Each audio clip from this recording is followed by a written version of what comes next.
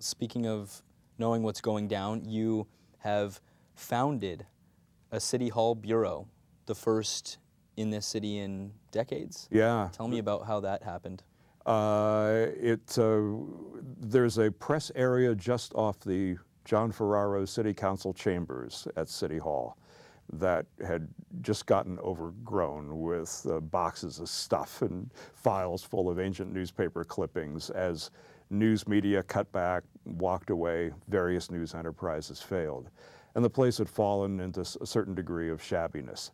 I'd worked out of City Hall at a little bureau, a little room that KNX had had for years and years, and knew the value of having a place downtown where a reporter could work at a desk, have telephone communications, have internet communications, and have access to politicians. And so I went to the city council.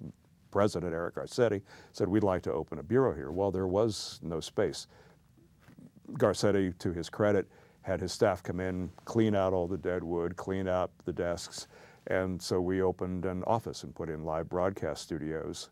And it's a great place to base because at City Hall, you're across the street from the new police headquarters, across the street from criminal courts, federal courts just a block away, Department of Transportation at Caltrans is right over there. You're really in Center City. And for a station like KABC, which is trying to be the hometown station, Dodgers, City Hall, it really makes a difference. Other talk radio stations may focus more on state politics and what's going on in Sacramento. We're looking to serve our own backyard, and being right at ground zero within City Hall. Now that you are in the middle of all the action with the City Hall Bureau, what are you working on now? Well, of course, it's LA's precarious fiscal situation. The city, I think it was 1993, had its last layoffs, and it was something like 18 people. Now anywhere from 750 to 4,000 people are going to be laid off from the city, and that's going to drastically reduce city services.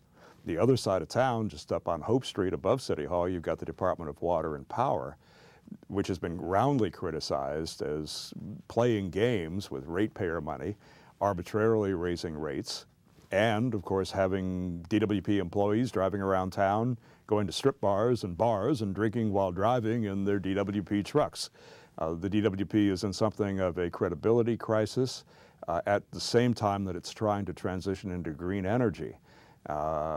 Billions are at stake. That's a big enterprise. It's the largest privately owned, municipally owned utility in the world.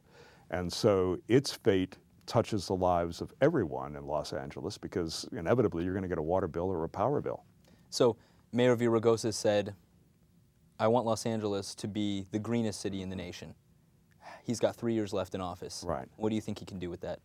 I think he can parlay it into his next political career if he pulls it off well. The fact is that he is trying to get 20% of DWP's energy to come from renewable sources this year, which is not easy when you've got a huge coal plant, for example, the one that DWP co-owns up in Navajo country in the Four Corners of Arizona, and when there aren't a lot of big resources capable of producing alternative energy at this stage in time, and where that energy, whether it's wind farms, for example, or hydroelectric in some places, is incredibly expensive. So it's a tough situation, and not only for Los Angeles, but for countries like Portugal that tried to be the greenest country in Europe, and when it invested far too heavily and unwisely in wind power, essentially bankrupted itself. So the question is, can Los Angeles transition to green power? Can Antonio Villaraigosa shepherd that transition without driving businesses out of town because power rates would go up, and without incurring the wrath of the oil industry or the International Brotherhood of Electrical Workers, all of whom are big campaign contributors? So you've got the divide between the infrastructure that needs to be in place to have this green energy and the leadership that it takes to facilitate getting it here. Do you see Villaraigosa as being the person who can do that? That remains to be seen, and that's what the drama is. It's things like the mayor saying that AB 32, which is supposedly going to impose huge fines on power generators that don't transition quickly enough. that those fines will essentially bankrupt the Department of Water and Power. Whether or not that's exactly accurate, why he voted in 2004 to exclude Hoover Dam, a wonderful hydroelectric power that doesn't pollute anything, from the mix. These are questions that are going to be sorted out, and it's these small slices of a very huge, complex story that we try to whittle away at day after day after day. What about this angle? What about that angle? How do we track it down? Just have a little bit of time left, but I want to know, do you think that newsrooms are covering what they're supposed to be? I think that's debatable, and I think it comes down to the personality and the motives of each individual news director and the programmers of those radio stations. They want to attract an audience. They have to divine what they believe their audience is interested in. It's tough to sell a municipal story sometimes because it can seem dull and drab, but an old axiom is that there's no story you can't tell and that people wouldn't be interested in if you can tell it in the right way. So I think it's up to every reporter to be able to engage the listener. I think it's up to every news director and programmer to give them the chance to do just that, and to try not to second guess or to simply go with 3 hot topics that are what's buzzing on CNN or Fox News. And then the news that is covered, how has it gotten out there? Do you think that that's being done well? In terms of the performance of the reporters and the journalists, Yeah.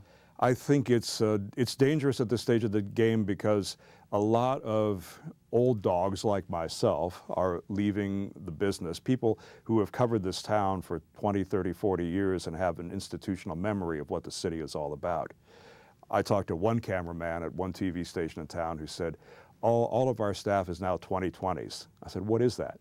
This 20-year-old who's making $20,000 a year. Right. The question is, how much credibility, how much depth, how much do they know about Los Angeles?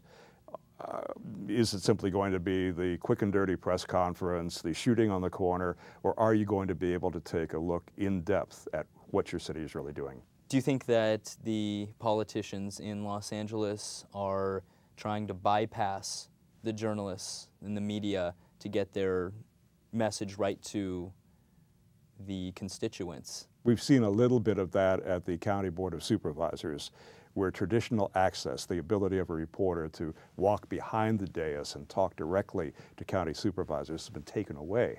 At the same time, the county board is now spending 6-figure dollars on vanity websites to tell their story directly to the people without having to go through the messy process of talking to reporters.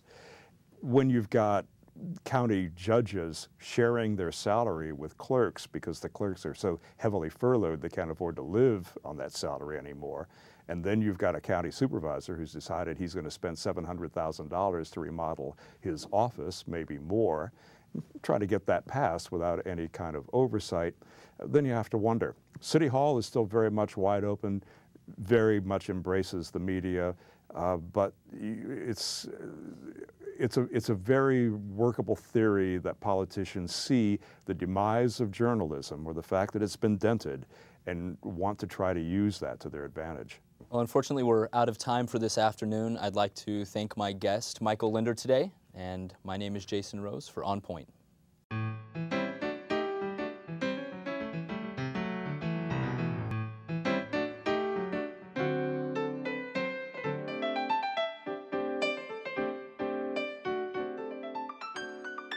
You live in Venice, California. I do, where the debris meets the sea. What's fascinating about Venice?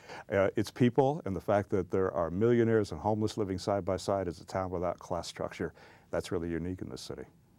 You expecting to see a subway running to the sea anytime soon? Well, we had a red car once upon a time, and unfortunately, I don't think it's going to come to Venice. I think it's going to Santa Monica instead.